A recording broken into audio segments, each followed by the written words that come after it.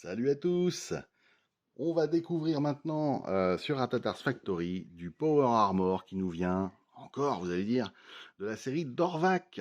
Et oui, c'est là qu'on voit le design qui se rapproche vraiment, qui fait écho à tout ce qu'on avait sur Mackinnon Krieger pardon, et SF3D, qui sont des lignes aussi de maquettes et de kit bash qu'on retrouve régulièrement sur la science-fiction et depuis les années 80. C'est la réédition par Aoshima, donc des années 2000. Néanmoins, les moules sont bien ceux des maquettes Gunze Sangyo. C'est du 1/24e et nous avons deux types de NOV, c'est le nom de la Power Armor. La NOV laser, puisqu'elle a un laser là, et la NOV canon parce qu'il tient un canon. Jusque-là, c'est logique. Cette réédition coûtait 2500 yens, donc à peu près une vingtaine d'euros à l'époque. Nous avons ici, hop, une idée de la posabilité de ces mini-mechas. Vous voyez, c'est pas folichon, mais rien que le design fait que de toute façon, c'est super raide en fait. Et moi, ce que je vous propose, c'est qu'on ouvre la boîte et qu'on regarde un peu. On va commencer par la notice. Donc attention, il ne faut rien manger de ce qui est dans la boîte parce que vous pourriez avoir envie d'en faire plus. Des petits line art. Voilà. Donc, avec les petites différences esthétiques qu'on pouvait trouver. Avec les données, etc. Vous voyez, 152 kg, 167 pour la version R6, etc. 85 km/h, hein, 820 mètres au niveau du saut. Ensuite, les placements des décals et le guide de peinture. Donc vous voyez, c'est quand même assez sympa. Évidemment, les teintes recommandées sont chez Gunze, hein, ça n'a pas changé. Et les montages. Mais écoutez, voilà. Donc on a des polycaps à mettre, hein, comme on peut voir ici. On les distingue assez facilement. Donc ça veut dire que même pour peindre, on pourra démonter les membres et les remettre sans que ça se colle, normalement, sauf si on les remet trop vite. Faut pas être pressé, c'est de la maquette.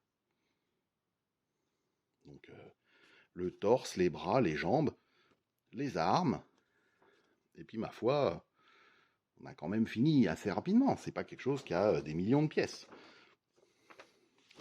Les grappes en présence. On a fait le tour de la notice. Voyons un peu justement ce que ça donne au niveau gabarit. C'est du 1/24e. Donc une voiture au 1/24e, c'est grand comme ça. À peu près. En moyenne. Hein. Mais écoutez, regardez quand même la taille de nos bestioles. Elles sont pas petites. Vous voyez la taille des pieds. Au niveau des tailles, on est bien sur du méca des années 80, quoi. Tant au niveau des formes qu'au niveau de la conception en elle-même du méca. Alors là, bizarrement, ce sont les mêmes grappes, mais avec des couleurs différentes.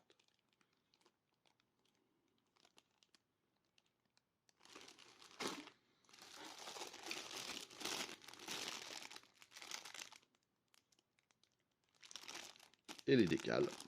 Vous voyez, il n'y a pas pléthore de pièces.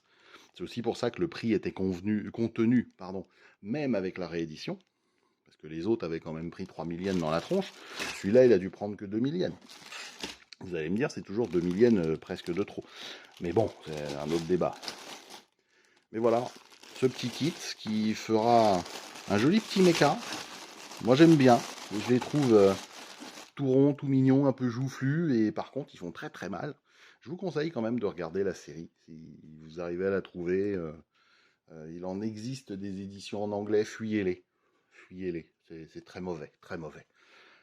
Merci à vous, chers abonnés, de continuer à me suivre. Merci aux nouveaux abonnés de nous avoir rejoints. Plus on est de fous, moins il y a de riz, comme je dis toujours.